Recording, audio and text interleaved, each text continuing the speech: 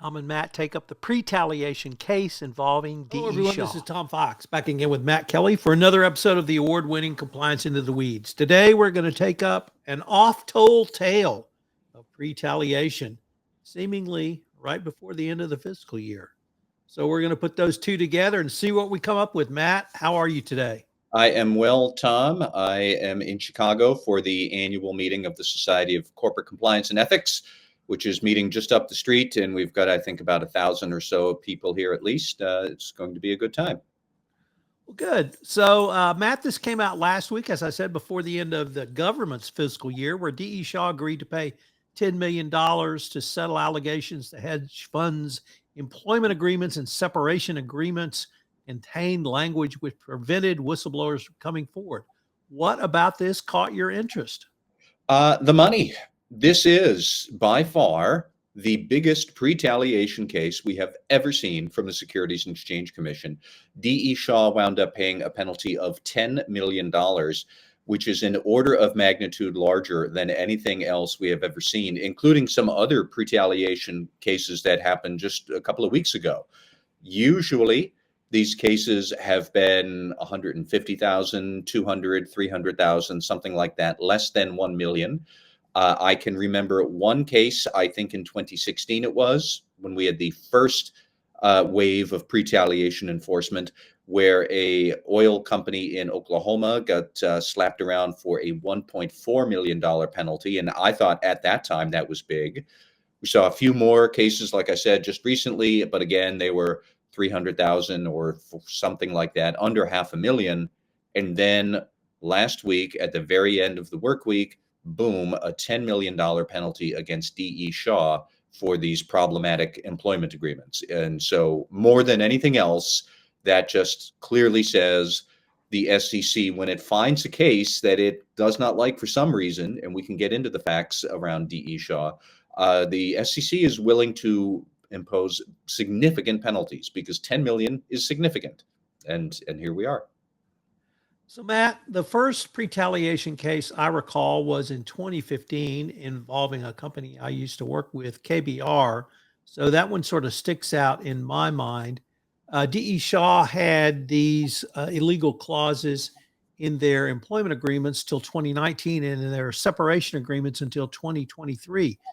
Could this be a situation where the SEC just said, enough is enough, and you violated this law now some 7 years or 8 years after we told you what the law is, and we're going to spank you for it? I think it might be that. Let's go through some of the facts here that were laid out in the settlement order. So yeah, Tom, as you said, these problematic clauses were in either the standard employee contract or for a smaller group of employees, they were in their severance contracts if they were being separated from the company or they were just leaving on their own volition or something like that. But in both instances, for the employment contract, it had said that you could not talk to any governmental agency without company pre-authorization. And then for the severance contracts, you had to certify that you had not spoken to any regulatory body without pre-authorization, or you wouldn't get your severance pay or any deferred comp that you might have. And D.E. Shaw is a financial services firm, so when deferred comp could be millions of dollars that some of these employees had, I think they made mention that some of these packages that would be held up for these pre-taliation clauses could be as high as $1 million or more. That was in the SEC settlement order. The interesting point is that, yes, these clauses were problematic at least as far back as 2011, which is when the Dodd-Frank Act went into effect, which is when suddenly these clauses became illegal. But the SEC had begun this pre-taliation crackdown, the first wave that happened, as you said, around 2015, 2016, 2017. We had a flurry of them. Then it kind of went dormant for a long time. We would see them from time to time, new enforcement actions, maybe a case a year. And then suddenly now we've seen 3, or I think in the last 2 or 3 weeks. So I guess there's a new enforcement wave happening over pre-taliation. The key point seems to be for D.E. Shaw that in that first wave, by 2017, D.E. Shaw sent out an email to company employees saying, well, of course, you, employee, can always feel free to talk to any regulator about any concern you might have at any time without any authorization request or blessing from us. You have free reign. But they put that in an email. They updated the company's internal reporting policies that you are free to go to regulators. They put it in the code of conduct that employees are free to go to regulators. And employees did have to annually go through the training and the code and whatnot. So in theory, they should have seen this. That all sounds nice. But what D.E. Shaw did not do, it never amended those employment agreements. It never got rid of the problematic language there until 2019 for all of the all employee contracts that they had to sign. And for the severance agreements, they didn't fix that until June of this year, that they dropped that problematic language when D.E. Shaw had already been under investigation by then for pre-taliation, and they still had these problematic clauses until June. And they didn't start reaching out to former employees to say, oh, pay no attention to that. You totally can go to regulators if you'd like. They didn't start sending that message out to former employees until last month. So I think that might be what stuck in the SEC's craw here. Maybe there's some other issue that we can't surmise from the enforcement order, but it's just the long lag time in fixing these problematic employment agreements. And that's what we've also seen with CBRE. They had a pre-taliation enforcement a couple of weeks ago for a relatively small amount of money. There was a private energy company in Nebraska, I think, that also had these problematic clauses where the companies basically had said, oh yeah, sure, you can go and talk to regulators if you want, but then they never followed up and actually changed the language in their agreements, and that's what tripped them up, and that's what tripped up D.E. Shaw. I guess the thing that I tried to communicate when Christy and I talked about this is not new.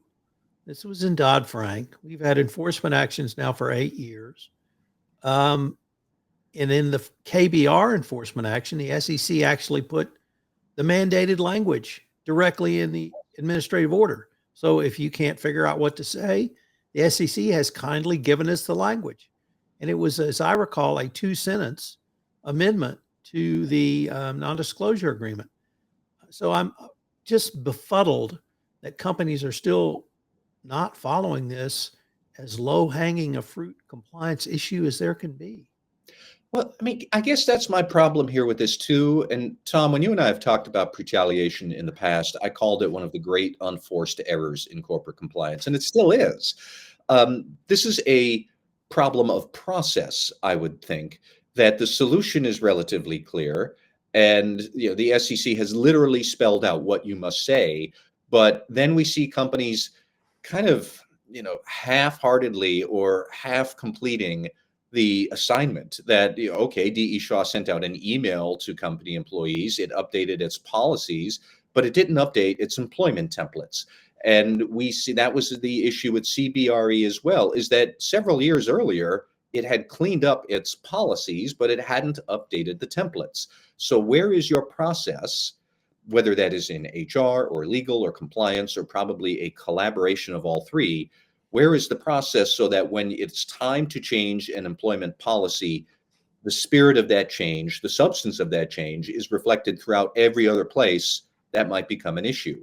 It's not just enough to say you have a good speak up policy. You need that speak up policy reflected in the employment templates. And I get it that maybe compliance officers aren't in charge of sending those out or drafting them, but you need a process to be able to catch HR or legal to say, hey, let's make sure all the stuff you're sending out is in alignment with the policies I have just drafted per order of the SEC, who is jumping on us with both feet over pre-taliation. That was the breakdown with D.E. Shaw, with CBRE, and probably other companies. And the funny thing is, Tom, for all of our worry about pre-taliation, almost never has the SEC actually found some whistleblower who didn't want to speak because of fear of pre-taliation. They did say in the D.E. Shaw case that they had found one instance of an employee who was discouraged from speaking to the SEC about an issue because of a severance agreement clause. I don't know what that means. Did the SEC approach this person and they said, I can't talk to you, I'm under a contract? Did D.E. Shaw actually say as they were going out the door, don't forget, you have a pre-taliation clause here, watch your mouth? We don't know if it was that. We don't know what circumstance there was. But this is, I think, only the second instance I have ever seen where pre-taliation clauses actually did give a would-be whistleblower pause. And I don't even know how this all was resolved. But like, this is a contract language issue. That's it. It shouldn't be that hard to fix it. And yet here we are talking about it again and again over the years. You know, there's a company whose tagline is sharp thinking about compliance. And I'm thinking there may be a business opportunity for them to put out a 2-sentence language amendment to all employment agreements and separation agreements. Maybe it can generate an entire new revenue stream for all of those low-hanging fruits out there. Perhaps, the only other thing I wanted to bring up, Tom, was it seems to me as I'm reading these retaliation settlement orders, a lot of the trouble is how a company is defining confidential information. And the whistleblower imperative is somehow getting tangled up in this. I get it that companies do have an interest in protecting their confidential information. And you can even have non-disclosure agreements or trade secret clauses or something like that that are a good tool to help employees not spill beans when they shouldn't. But these confidentiality clauses are just overbroad. And then they wind up saying you can't talk to anybody anywhere about anything that might be remotely confidential. That's going to be seen as retaliatory. Whereas if you just said, you have confidential information, you cannot share that with a competitor, you cannot use it to start your own business, you could not, do this, that, or the other. You can define the instances under which confidential information should not be shared. You could even explicitly include a carve out. You can always share confidential information with law enforcement if you think that we are breaking the law and you have a concern. But none of that is what happens here. And so companies are tangling up their concerns about confidentiality and non-disclosure agreements and non-compete agreements into this big mess, and whistleblower imperatives get caught up in that straitjacket. And now then we wind up with scenarios like this here, a $10 million lesson learned for D.E. Shaw. Well, I hope someone has listened to Two Gurus Talk Compliance. I hope someone listens to this podcast. I hope they read our blogs because this still baffles me that we are still talking about this, and now somebody's had to pay $10 million for a process error. Hopefully they'll listen this time, Matt.